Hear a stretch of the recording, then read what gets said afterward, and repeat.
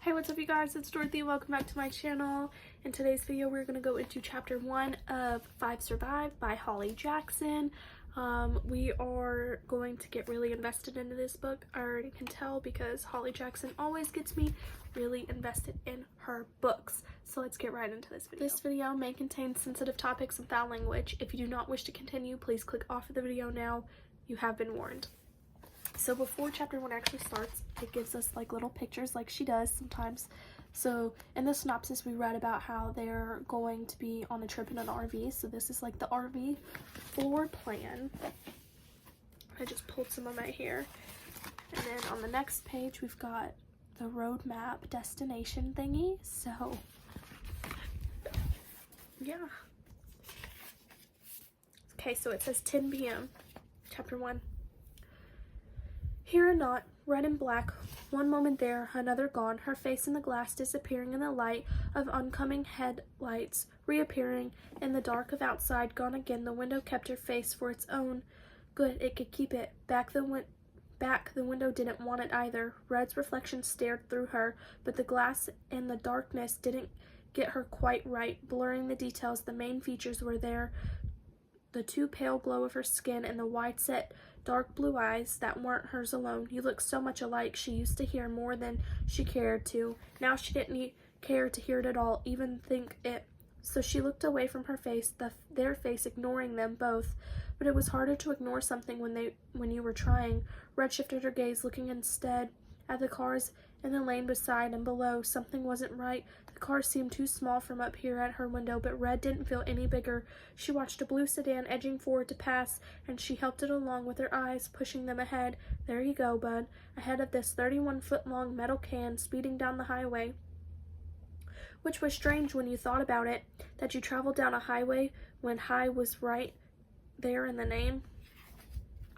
Red, the voice opposite, interrupted her thoughts of lowaways and highways. Maddie was looking at her through a dimmed inside light, skin screwed up around her shady brown eyes. She gave a small kick under the table, jabbing Red in the shin. Did you just forget we were in the middle of playing a game? No, Red said, but yes. Yes, she had. What had they been playing again? 20 questions, Maddie said, reading Red's mind. Well, they had known each other all their lives. Red had only gotten a 7-month head start, and she hadn't done a lot with it. Maybe Maddie had learned to read her mind in all that time, more than 17 years. Red really hoped not. There were things in there no one else could ever see. No one, not even Maddie, especially not Maddie.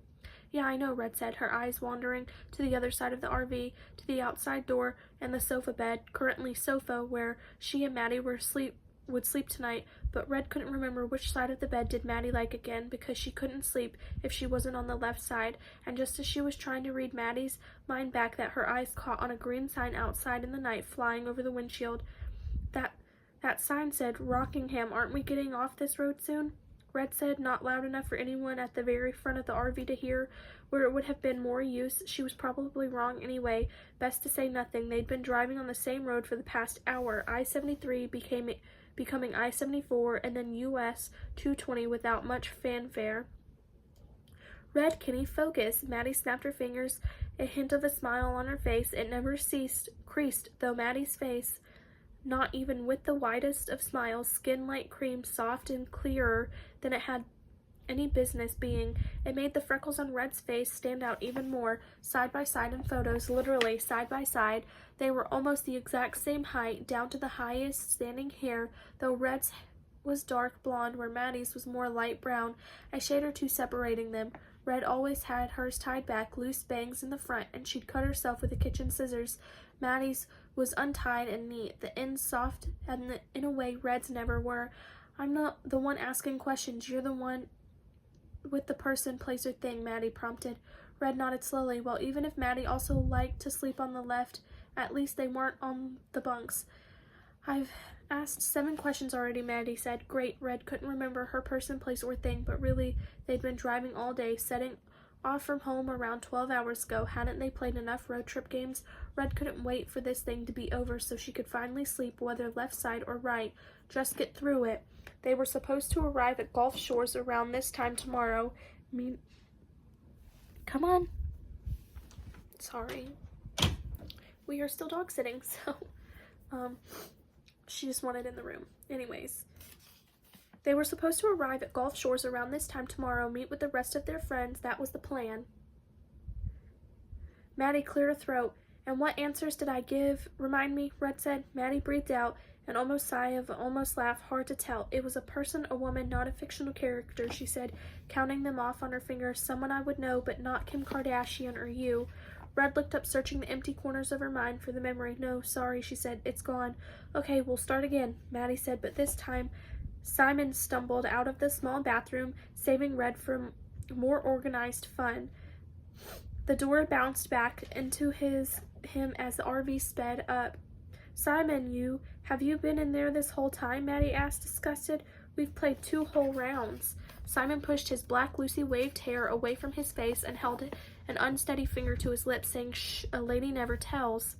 Shut the door then, geez. He did, but with his foot, to make some point or other, almost overbalancing as they hurtled along the highway, changing lanes to pass. Wasn't there an exit soon?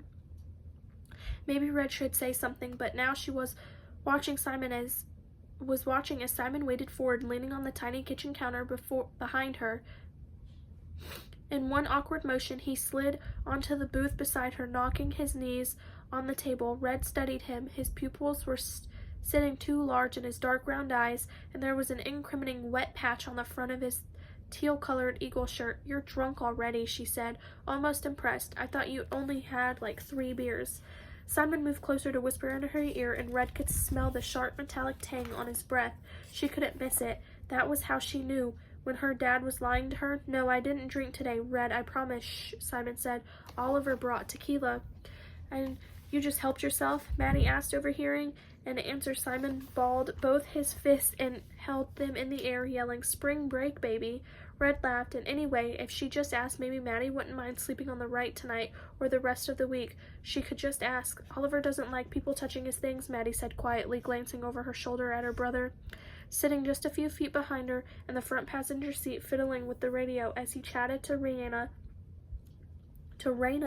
in the driver's seat. Arthur was standing just behind Oliver and Raina, now shooting a closed-mouthed smile as he caught Red's eye, or maybe it was actually Simon he was smiling at. Hey, it's my RV. I have a claim to anything in it, Simon hiccuped. Your uncle's RV. Maddie felt the need to correct him. Weren't you supposed to have a driving shift today, too? Red asked him. The plan was to share the drive equally among the 6 of them. She had taken the first 2-hour shift to get out of the way, driving them out of Philly down I-95 until they stopped for lunch. Arthur had sat with her the whole time, calmly directing her as though he could tell when she was zoning in and out or when she was panicking about the size of the RV and how small everything looked from up here. Mind readers everywhere, clearly, but she only knew Arthur 6 or 7 months. That wasn't fair.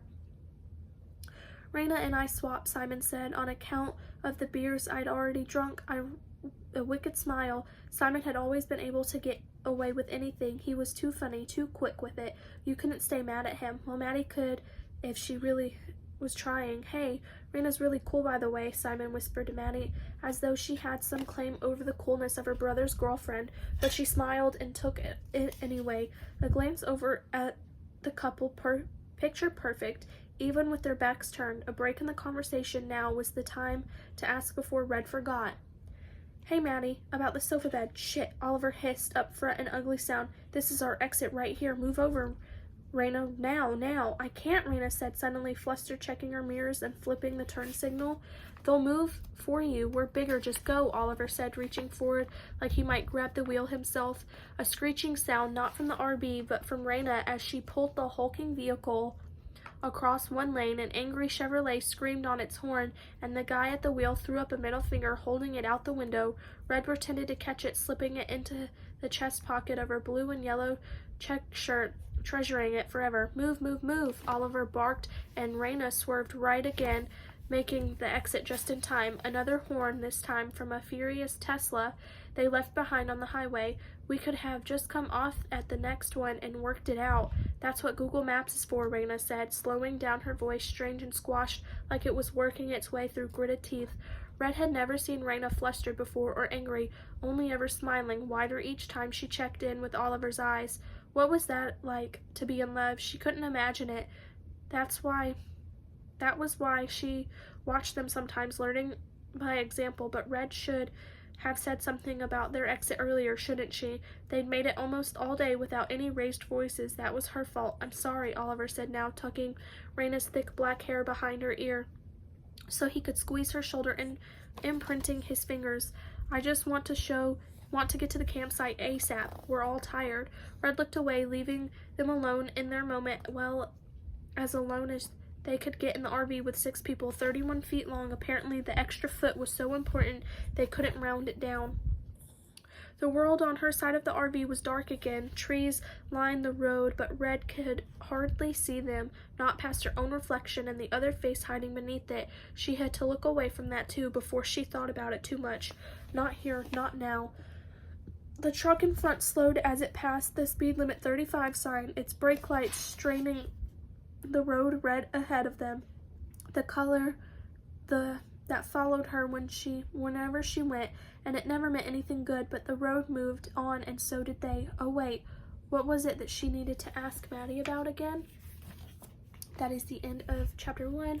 I will see you guys in the next video for chapter 2. Bye.